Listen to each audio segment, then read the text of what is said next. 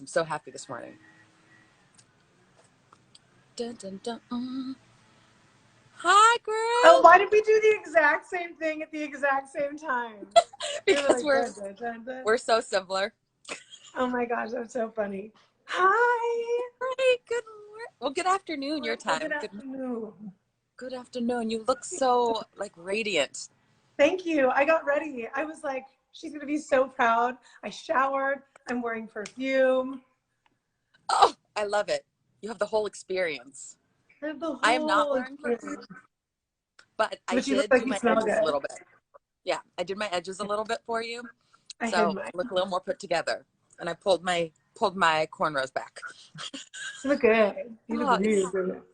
thank you. Thank you. So do you.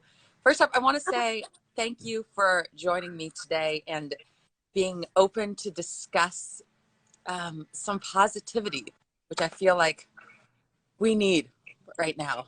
Yes. There's a lot of heaviness, and I was like, who could I discuss joyfulness with? And I was like, I know the girl.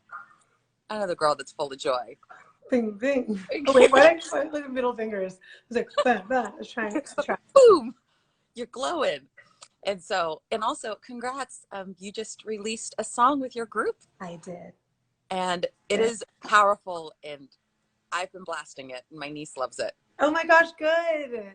So, I think everybody, the Shindellas, they are phenomenal. If you don't know, go follow them. You heard it here. Thank you. There. On You Jacques. heard it here. You heard it here.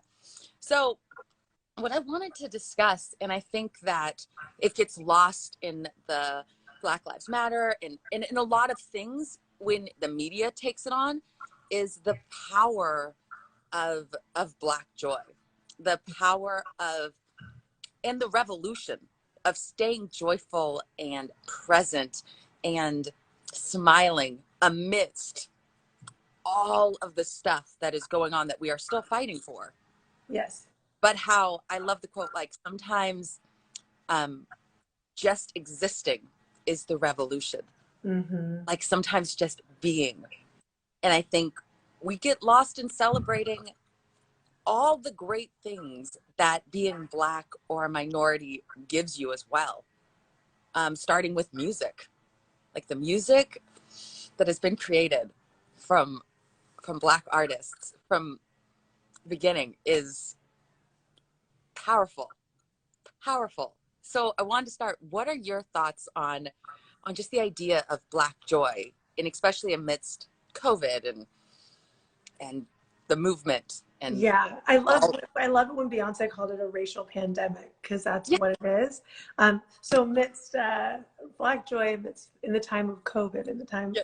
amidst a racial pandemic, um, to me, it's more important than ever. When I think of Black joy, um, I think of Black joy in as like the polarity to Black trauma, and I think you have to understand why we would even need to say Black joy or like amplify Black joy. We have to look at just the history of particularly in media, Black trauma, and how it's been exploited, how that's all we've seen. Mm-hmm. When we look at like mainstream images of Blackness or even Africanness, you see poverty, you see violence, you see hurt, pain, abuse, and even on the aspirational side, it's always a story of struggle. It's always a slavery narrative, or somebody. Everything is you. I overcame this thing to be the one person here who is this shining beacon, but there's always this opposition. So when I think of the importance of Black joy, the importance of stories for children that aren't just about having overcome, that aren't just about having to fight all the time, Mm-hmm. just fairy tales, laughter, uplifting music, um, because the way Blackness is presented is so it's under this like dominant culture gaze, which is like it's presented in the way that white people have perpetuated this narrative of what Blackness is, right? Mm-hmm. So and I'm obviously not talking about like individual white people. This is like a cultural thing. This is like an Society. all-encompassing thing that we all exist in. So when I think about it like that, I think it's important for us to remember that we can be light, that we can be joyful, that we are complete people. We are all individual people with individual stories. And the magical part about being a Black American is that our whole cultural identity is made up by us. Like this series of we could say traumas, but this series of events that led us to be here now. Yeah. This mishmash of cultures, of African culture, and how we had to borrow from everything that was around us to create who we are. That's magical. That's incredible. Like, our culture is literally a celebration of all of the things our ancestors loved about what they were around and what they were exposed to. And that is like, that should be a constant celebration. I I cannot agree more. And I think that when I look at media and I look at what they focus on and the negative images, even in movies, and how they portray Black men and Black women, and how there's like the strong Black woman, and those narratives, while true, because we've had to be strong to survive the generations and Mm-hmm. to grow, we are also not always walking around like like angry and intense. Like I for one know this, like I see you all the time, we are smiley, happy, Yeah. joyful, light people. And to not show that side, and to not realize that side came through despite everything else, and the stories and the culture that was shown despite everything, we maintained our joy, we Mm-hmm. maintained our positivity, we maintained sharing our stories to each other, and we made music. Like, even in when we were enslaved, people still sang, and they Mm-hmm. sang songs, and they still praised, and they still did the things that make us whole human beings. And that's not discussed on a great scale. Like, people go, yeah, that's, yeah, okay, but I don't like, and I think it's important to have a narrative where people have overcome. But Mm-hmm. why can't we just be? Like, why are we as a people always having to be the people that are overcome? Why can't I just be a happy biracial person that's just living, Mm-hmm. that's living and sharing my energy with you, and you're sharing your energy with me, and it's a good feeling. You Yeah, know? I'm very excited for that day, the day when we can just be, and when we really are, so when we're not outside of the struggle, because life is a struggle, Yes. whether you're Black, white, who, life is a struggle, life is hard, we live and we die, and Yeah. that's a whole drama in and of itself. Yes.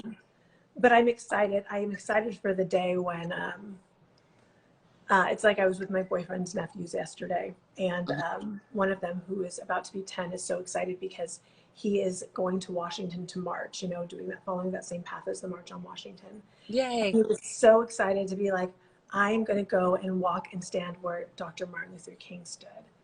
And it just filled my heart with so much joy. But then I was thinking about it, and I was like, gosh, it's so beautiful that we have these amazing heroes, but I can't wait till our children have heroes where it's not also attached to a struggle, where it's not Hmm. like he was fighting so I could even just walk down the street without possibly being lynched, like, Yeah. um, and so it made me really excited, but it gave me that sense of hope for the future. Hmm. Um, yeah. And when I think about what you were saying about why can't I just be just happy me, or what we, throughout all of the pain and persecution, there was always this joy. But my hot take is that our joy is our survival. Our joy is how you can take people from different tribes and foreigners to each other, put them all on a ship, bring them somewhere totally new with a new language, new religion. Mm-hmm. And the way we connect to one another is through joy, and often through trauma. But Yeah. our joy is how we built. Yeah. Our joy is how we communicated. Our joy is why American art is Black American art. Like, it just is. There's no, sorry. Yeah, it's true. So it's important to talk about Black joy. It's important to celebrate Black joy, because our joy is how we carry and share our stories. Mm-hmm. You And don't share, yeah. I was going to say how we always talk about generational traumas and how the Black Americans and minorities carry that over. We also do carry generational joys and those stories, and those should be amplified too, in the midst, to help deal with the traumas that are carried over.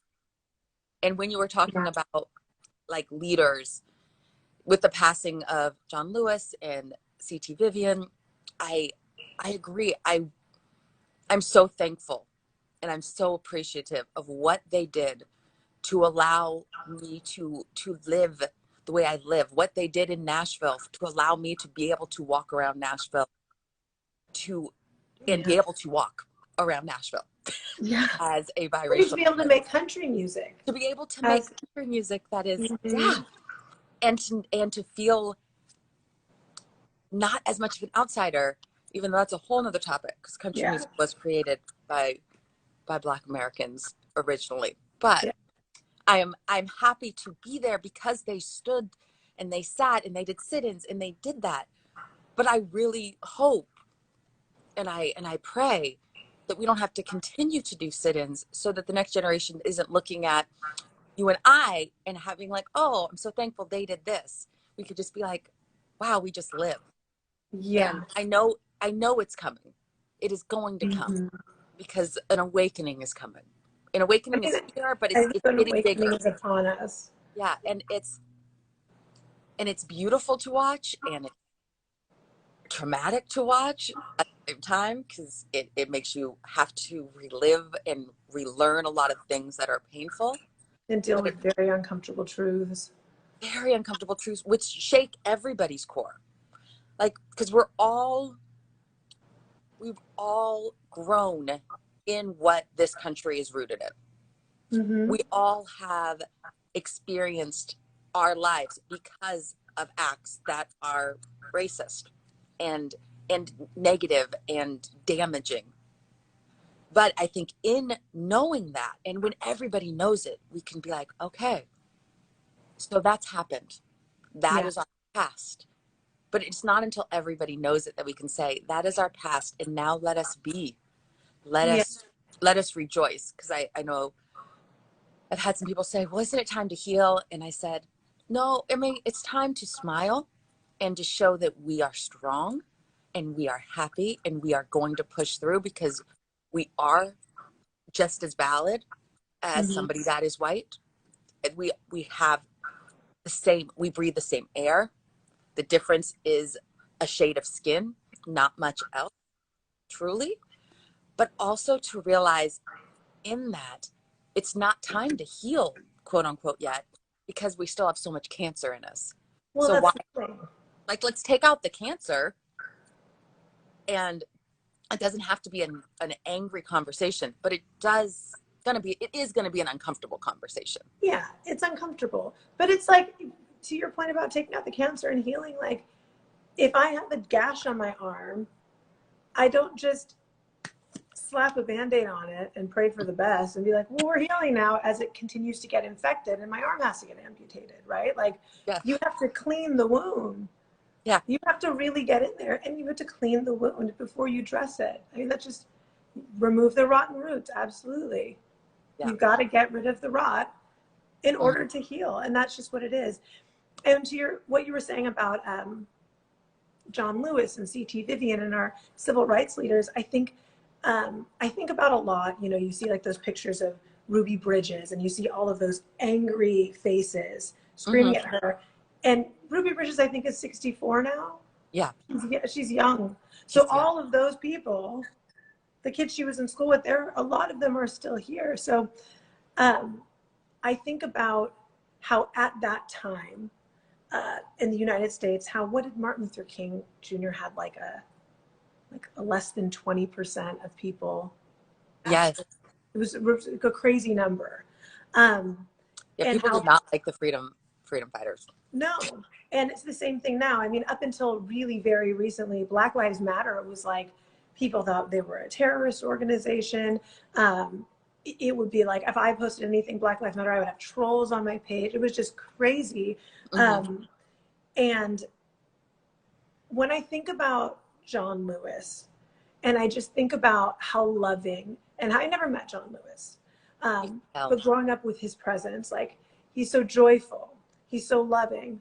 And people think about activism, especially Black activism, as dangerous and negative, not realizing that that is literally because of this systemic racism and these stereotypes that you grow up with telling you that Black people are dangerous and violent. So they think of this activism, even when it's peaceful, they're constantly preparing for violence and are afraid.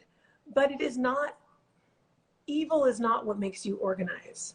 Evil does not bring people together. Meanness is not make you go out and fight for your brothers and sisters. That is only from a place of love. That is only from a place of joy. So I think it's really important to reframe what even calls us to act, what calls us to action. Calls to action, yes, they come when you're feeling oppressed, and yes, they come when there's nowhere else to turn, when you're backed into a corner, of course, but they come because you want there's something to live for.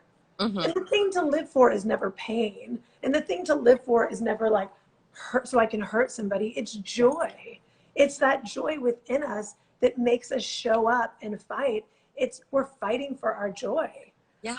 And I think it's important to start reframing it in that way so that people can remember that it's not just, for 400 years I've been tired.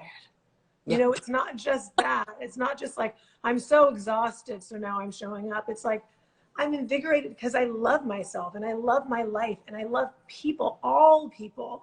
And all I want is just, like you said, to exist in my joy. Right? And so when I see photos of John Lewis and C.T. Vivian and many, many others, I don't see photos of them like unhappy or angry for the most part. There's like, he had an energy, they have an energy about them, and their whole being was just to create a positive space for everybody. And I think that is what the movement, I think a lot of newer people to Black Lives Matter are seeing that, as I know a lot of people have gone to protests like, oh, they're shocked. They're like, that was really like peaceful and like beautiful. And I'm like, yeah. I'm like, a protest is a protest. It is a stance with a group of people where you're sharing your collective energy and standing for something. It does not, as the media would say, a protest is a riot or a protest is violent, or how you even said how people prepare for violence. Like, they're already preparing for something that is not happening. So you're already scared to begin with of this group of people standing here peacefully because they're scared of the group. But I think protests are some of the most, I get the most energy from standing with a group of like-minded people and chanting or singing or saying something to say, I just want to be equal to you. And I am going to stand here and it's not going to drain me. And that's why I'm willing to like do these talks. And my dad's like, it's tiring. I'm like, it's not tiring. I'm like, and maybe it is tiring for you because you're 71 and you've lived through so much more than I could ever imagine. But I'm also like, while I'm energized and while I have this joy, I'm going to share it. And I'm going to be a light, because the people that are in their 60s and 70s, 80s, some of them are tired and some of them do feel defeated and some do feel sadness. But I've also talked to a lot of the older generation lately and my dad's friends, and they're so excited as well to see Yeah. people like, loving their blackness, like to not be shying away from it. Because I think there was a generation and a time when people stepped away from their blackness and tried to blend in so that we're all equal and we're all just going to pretend that we all look the same and we're all the same color and we don't see color. And now people are like, no, color is beautiful. Like I love my skin color and Yeah. I wouldn't trade it even with the oppressions and the lack of rights. I wouldn't trade the fact that I have this tan skin. I love it. Yeah. But I couldn't always say that. When I was younger, I'd be like, dude, if I could look like Julie Andrews, life would be magical for many reasons. I also love Julie Andrews. I mean, But well, yeah, I think if we could all sing like Julie Andrews for sure, it would be like crazy. Um, yeah, I mean, I think when I think about the trash can lid just fell off my trash can. That's what that was. And I watched it happen in slow mo. And now I see my takeout box just staring at me. oh, it's watching you. Don't look at me. When I think about just what our parents would have gone through and dealt with and the way they were, I can't talk about too much, it'll make me cry. But when Yep. I think of Stace DeSellis, hey Stace, and I think about this fight, like we're this, I don't like to say use the language of fight, but this truth that we all are standing in. And I think they shouldn't have to No. work. Their existence and where we are now after we supposedly they got free and got equal rights. Mm-hmm. They lived through all of these things. They are the test study that shows us that even after all of that, we still see the pay gaps. We Yeah. still see the incarceration rates. We still see the police violence. We still see the narrative in Hollywood. We still see the lack of representation, and that's after we're supposedly free and equal. Yes. And it's not their fight, and to a certain extent, like what you're doing is so beautiful because what we're amplifying right now, Black Joy, is for us Yeah. because racism as a construct is not a fight for Black people because systemic racism is not something we created or something we perpetuated. No. So really, really, and I think more and more people are opening their eyes to this, is like white people, because they're the dominant culture, this is their Everest to climb. This Mm-hmm. is, and it's a moral and ethical imperative that they do for everyone on earth, including themselves. Yes. And for us, this is a moral and ethical imperative to celebrate our humanness and to talk about it and to have these conversations. Because, I mean, when did you see a conversation with two Black women just talking about Black joy growing up? Never. Never. Never. Never. Outside of And maybe the Cosby Show. I never got to discuss many things that were Black and not and I say this, and my mom is one of the most open people I know, and she is loving and sweet and caring and stuff, but she's still white. And I was still raised in her home, and I was raised in a white environment. And it's still, because of our age, it still wasn't talked about. Like we Mm-hmm. weren't going to, I was, if I asked questions or if I wanted to know something, nothing was shunned from me. But I had to know to ask questions. And the people I was Mm-hmm. around were mostly white people. I mean, my dad is Black, but my dad didn't raise me. So that's not my day-to-day life. I'm Yeah. very thankful that I have an amazing relationship with him and with the Black side of my family. And I'm very thankful for like Howard University and many other things that helped me love myself, like Yeah. love myself and learn all the things that I thought I hated, like my curly hair and my skin and the fact that I didn't look like people and I was more busty and I had hips, like all the things that I thought were negatives are actually the Girl, things you fine.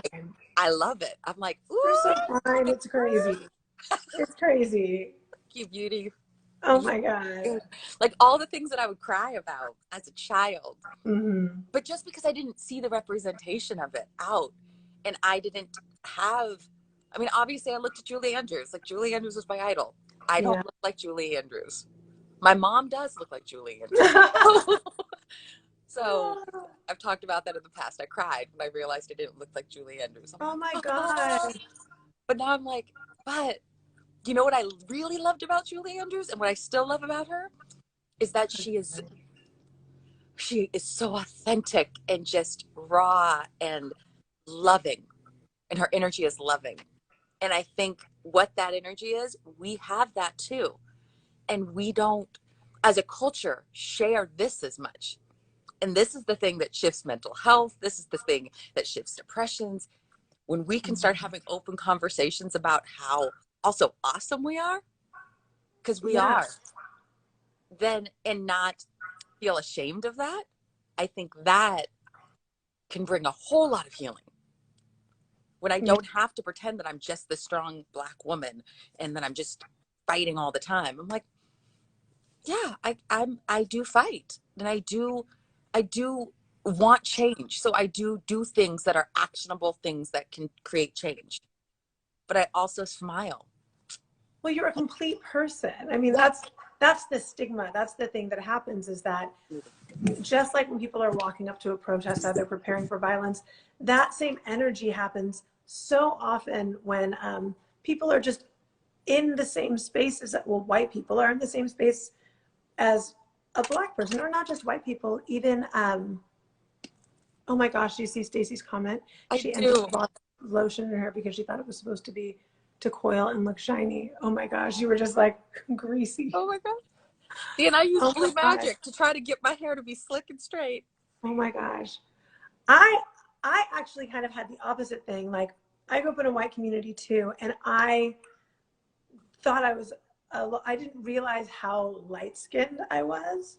I didn't realize that I like didn't have an afro. Like I just didn't fully get it until literally like when I was 22 when I did a play and I got cast in a role and they were like, well, part of the reason we cast you is because to create this dynamic with this other character who is passing. He could pass as white. And I was like, yeah, there's like, I could never pass.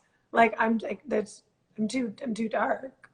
And then I saw the cast photos, like the press photos, and I was like, like total, like melanin dysmorphia, like didn't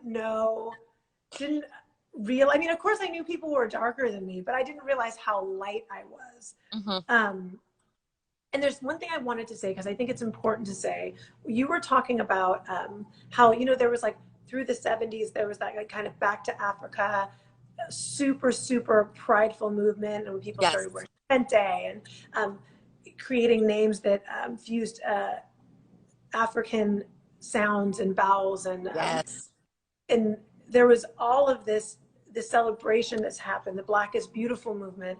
And then there was the shift away from it. But I think it is really important for people to know that that shift away where people were trying to be like not see color and just be equal happened because of policy that policies that were put in place that said you couldn't wear this type of clothing, you couldn't wear this type of hair. People stopped being hired because of their names, or being told they had to have a different type of name at Yes. work. Your hair has to be straightened to here or pulled back neatly. All of those things were actually policies that were put in place. So then it becomes like, oh, I can be my true authentic self, or I can eat and have a Yes. job and feed my family. So it's important to know when people, because I think what happens is none of us learned this history unless you, I mean, were in higher education or had someone in your life who taught you, or have like pursued it on your own. You don't learn this from any textbook in any No. public school. So it's important to know that while right now it feels like for people, where is this coming from? All of this, everyone's wearing Black Lives Matter and this, it feels like it's out of nowhere, the same way 10 years ago it felt that way for people about the gay rights movement. Yeah. Everyone was like, what? All of a sudden, they just throw it in my face. I'm like, this has never not been here. It just Yeah. wasn't in your periphery, right? Yes. So this movement has always existed. And what's happening is people are finally saying, no, I'm not going to put chemicals on my head, burn my skin, just to be like acceptable to come to work when you've got Cheryl with her messy bun just rocking and rolling. Like, right. I don't have to burn my head. Like, finally, that is where people get tired because you're like, no, I don't want to spend $500 a month just for my hair to look a certain way so I can go to work to feed my family. Like, that ain't it. That's crazy. Not it. That's why I love, have you heard about the Crown Act? Yes. And that's why I love, and I had some people ask, like, why is this a thing? I'm like, because people will get fired or let go from their job for wearing their hair naturally. Like the hair that grows from my head. There are some places where they're like, no, you can't wear it big. You have to pull it and make sure your edges aren't frizzy, because that frizzy, it doesn't look professional. And they'll be like, it's frizzy. And I'm like, that's just my texture of my hair. Yeah. Let me live. Let me live. Like, why does my hair have to fit into whiteness? Why can't we just be who we are? Why can't I wear what I want to wear? Why can't I wear braids?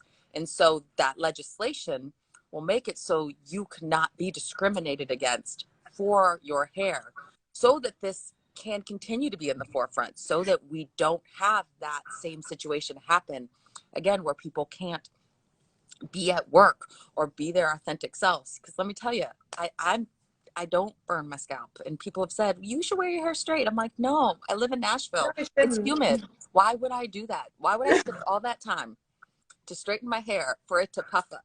Like, yo, and nobody's gonna weave this up. It's just too much. There's too much, and that's too expensive. I'm like, I like my curls.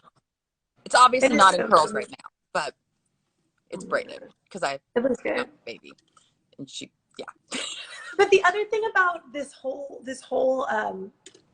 notion of like not allowing Black people to wear their hair natural or to wear their hair in natural styles is another way of cutting our culture off at the knees, right? Like, because it disconnects you from the lands that your ancestors are from. Like, we're from Africa. Yes. And people wear their hair in braids and twists and locks and do all of this beautiful structuring with their hair. There's like all of these things that happen. And doing hair, braiding hair, greasing scalps, taking care of each other in that way is a form of, it's joy, it's community. Hi, Jen. It's it's a way of connecting, right? It's a way of community building. It's a way of staying close. And of course, Black people were Black people. So we flipped it and created barbershops and beauty shops and created the same exact experience.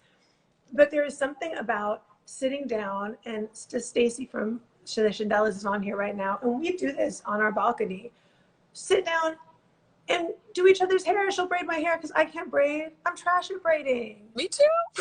How about come see you? Stace will, and it's beautiful. And the moment, the connection, when you have your sister's hands in your hair.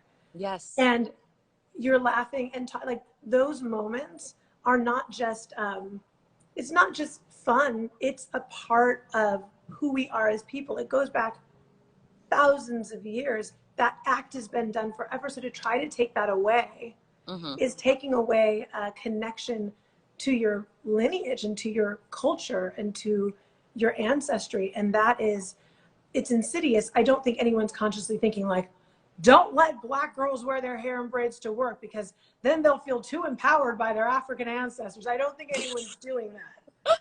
But I do think that we need to be that thoughtful about all of these things. Because when you're asking a person to modify their physical appearance, their physical appearance to just show up. Yeah. Somewhere they have to show up every day for your comfort.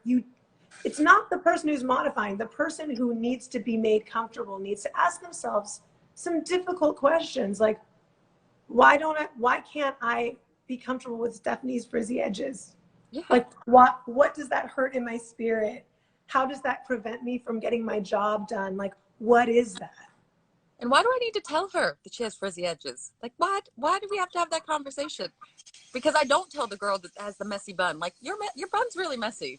Like, I don't look at your appearance. I don't judge you based on your appearance. I think that we're beautiful. And I think that when people realize, and when the majority starts to realize that they're doing it so unconsciously, like they're not even conscious of how they don't even know why they don't like it. They don't even know why they're saying that it's unprofessional. I'm like, what is the basis of professionality? Like, why would you say this is unprofessional? Yeah. Because my work's still getting done. I'm doing everything. I'm clean. I'm not dirty. Like, I'm like, it's just different than what you're used to. And I think it comes down to, let's accept differences. Just because you aren't used to seeing somebody wear their hair that way, and that's not in your inner circle, doesn't mean it's wrong. Mm-hmm. Doesn't mean that they need to change. It means that you need to start getting comfortable with it. And maybe that just means expand your circle to have people with different kinds of hair. And like, and I'm not going to cut it out. Like, I'm just, I had a really bad hair experience when I was younger because I used to swim in the chemicals. My hair turned blonde. Oh my gosh, I had the exact same experience.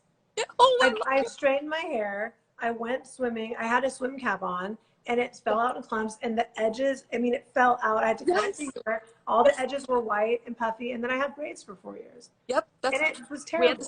We have the same experience. We are one. Trash. And that was like, never again. And I had begged to get my hair like that. I had begged, and then boom, no more hair. No more. And then I had 100 braids in my hair. So, and I became Brandy. Yeah, I mean, yeah, that was like the perfect timing. Yeah. Brandy really did save my hair. Yeah. Acceptance stays. I'm just reading these comments. I definitely think part of the thing though with people being afraid of hair is it really is media. That's part of it, because when you grew up, you saw there was like the good Black people and then the other Black people in media. And growing up in a white neighborhood, I have really firsthand experience with how those things were perceived. So like the Huxtables being like this is a perfect Black family, right? But then even in Black TV shows where it was like a suburban family, there was always the ghetto friend or like the crazy uncle who comes to town. And those are the people who've got braids or who've got like their hair in natural styles. And they're like, even in our programming, often they're like talking crazy and sort of dehumanized or shown in this really, really one-dimensional way. Well, even on a different world. Like the characters, their hair matched their personalities in a very precise way. Mm-hmm. And so, yeah. And so that's all you've seen. Like if you like where I grew up, I know that for a lot of people that I grew up with, I am one of like maybe 4 Black people that they really know. Not that they've been around or worked with, but that they know, like that they went to their house and broke bread with. And I know this because whenever racial tensions come to a boiling point, I get a lot of messages from people just asking about my experience and asking how I'm feeling before like they jump to conclusions. And that's something I appreciate. I'm glad I can be that for people. But think about the millions of people who don't have a Black friend. Yeah. Or know any. All they know is what they've seen and what's been presented to them. And so that's how we get to a point where you're 30 years old at a job and someone's like, hey, we're going to need you to either just slick your hair back or maybe just like, is there a way to like tone it down? Because it's not, just our dress code. And I'm like, what? My hair is a part of your dress code. Meanwhile, girl with like the greasy split ends with her hair's not even brushed, but it's straight. I'm like, but that mess is fine. Yeah. And I'm all like bouncy and shiny. And Like, oh, but it's fear because it's all you've ever seen. And it mhm, and a braid indicates either like sexuality or danger or mhm. like it's just it's absurd. But again, it's just there's uncomfortable conversations and thoughts that we need to have, that people need to have. Well, I actually had somebody in my DMs at the beginning of quarantine. I started braiding my hair more because I just don't want to do it every day. And somebody said who I had known and I'd written with, and they were like, "You look so urban with your hair like that." I was like, "What?" And we've since had many conversations about why she should not say that to me. You're like, let's unpack that. Like, yeah, and luckily she is open enough to have those conversations. But I was like, I look so urban, and she said it so boldly. I was like, So comfortably, because why wouldn't she say it? yeah. Why I was wouldn't like, I and I first was like, what do you mean? She's like, well, you look like black. I was like, oh, well, we're gonna like go you're gonna through be some really layers. shocked when you see my dad? Yeah, like, 'cause, like he's black, like, Yeah. and it was interesting because I realized I'd wear my hair curly a lot and I wear it up in a bun a lot, and I was like, oh, you've never like seen me, like you've only looked at me in this little bubble, and the way my hair is, because it's like I'm mixed and my hair's very like ringlety, like I guess you were comfortable with that, but when I switched it up, I'm like, you've never seen me in any of my other hairstyles. Mm-hmm. So it was a good, I always call it like a teachable moment, but not everybody I feel is teachable. Yeah. But I try, but some people aren't. I don't have the energy for some. That's the Yeah. best way to put it. Sometimes Yeah. I don't have the energy. But she was Well, like I work with you. I'm gonna try. And she was very open. And now we've mm-hmm. had conversations, and she comes and she says, "Is this okay?" And I'm like, "Okay, let's talk about." And we talk about biases and things, and I find that so beautiful. She's so lucky to have someone who will meet her where she is in her life, Yeah, because there's a lot. I was like, there's a lot of people. If you said that, they're not gonna respond. I'm like, 'cause that is destructive. That way of speaking is destructive. And I I was in a very loving space. And for the Yeah. most part, I try to be. I try to look at somebody's intention when they're saying something. And I try to understand, if you've been in my life, there's something about your value system that I already respect. So I don't think you're Mm-hmm. trying to be disrespectful to me. But I do think it's a time when we all can grow and have Yeah. conversations that it wasn't comfortable, because I'm like, she could have been like, oh, this is what I meant. And that could have been the end of that friendship or whatever, or that work relationship. Luckily, it went a different way, which I Yeah, like you were both operating from a place of loving joy. yes, I because I'm like, think you said something really important, Stephanie, when you said it was a teachable moment, and um, some people. You said, I think some people aren't teachable, and then you corrected yourself, and you were like, some people I don't have the time, the patience for, yeah, or the time for. But I think it's important because I think everyone is teachable. I just don't think everyone needs the same teachers, right? Like, that's a good this girl, you were the perfect person for her. mm-hmm, There's people in my life who have tried to teach me lessons that I ended up learning from somebody else.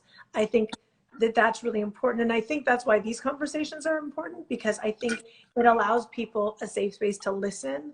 mm-hmm, And Therapy Outside the Box High said, I've already learned something, right? So like, now you have an opportunity, or hello, sir, yeah, to sit and let that lesson resonate with you and grow in you. mm-hmm, So the next time whoever's on this live right now is in a situation, there's a new perspective, or they have a little bit of new information, and you never know whose teacher you will be. mm-hmm. Um, oh, thank you, Jen. Oh yes, I will Oh, save this conversation. oh, Yes. good, because I want to watch it too.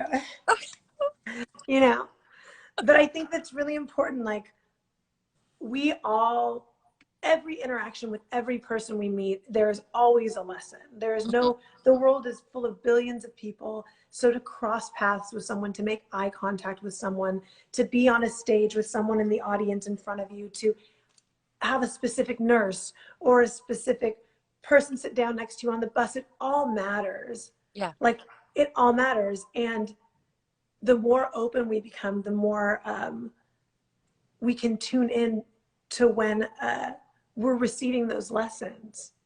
And I just think that what you said is really important, that it's not that they aren't teachable. It's just that you weren't their teacher.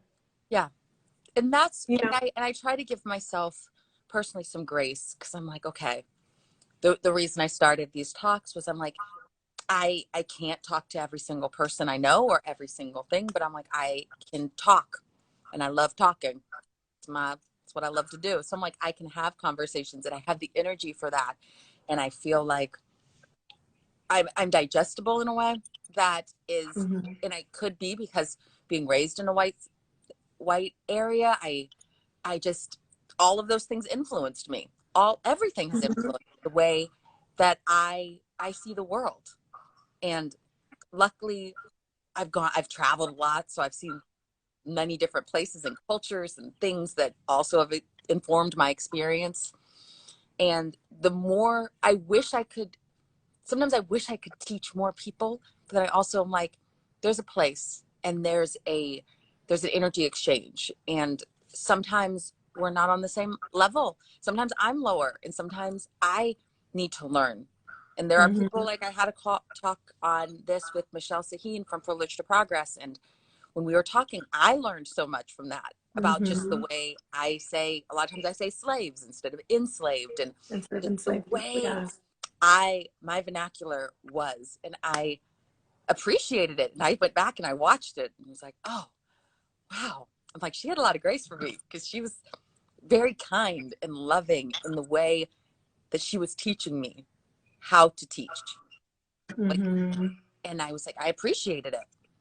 And I just I'm so thankful for this. And I'm so thankful for you, and so appreciative that you came into my life in Los Angeles, and then our worlds have shared back into Nashville, and just the way our lives have come.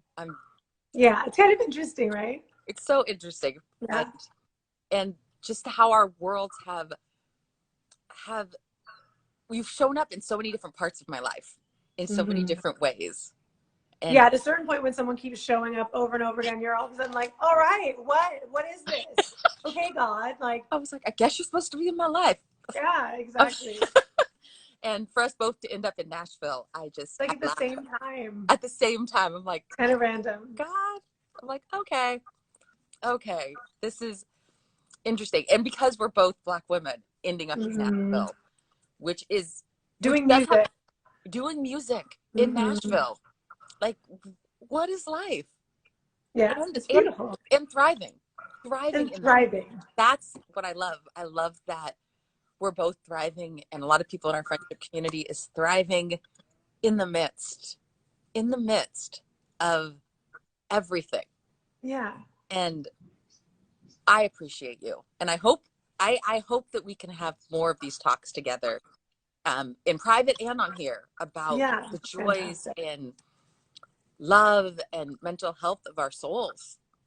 Because I know I need it. So I assume other people need it too. Yeah. I need it. Yeah. You know I need it. And I get to see your face. So it's like a win-win. It's like a win-win. It's like a win-win. And maybe next time I'll wear like earrings for you. I was like, let me just, well, you used that picture of me with my blue wrap, and I was like, I haven't worn a head wrap in so long. I was like, let me get in my closet. Speaking of head wraps, I love a good head wrap. Wear it, girl.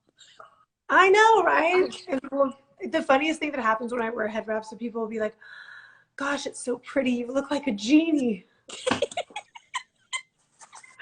When I'm in like really white spaces, and it's so cute, because I'm just like, thank you. Like, I don't even know. You're like, I grant wishes. They're like, you look like you're gonna read my palm, and I'm like, you are fetishizing the shit out of my identity right now, and you have no idea you're doing it. God bless you. Ah! Oh, you're like, we're gonna deal with that. Let me make a little note. Make a little Yeah, note. people are like, you're so wise. And I'm like, oh, like all of something, then stereotypes are Yeah, complimentary. And yeah. so you're like, well, I am, but But you don't have to think that just because. I'm wise when I don't have this on too. I'm I just mean, I'm wise when my edges are frizzy and I'm a hot mess too. Just let me be. yes. Let me be. Let me be. Baby.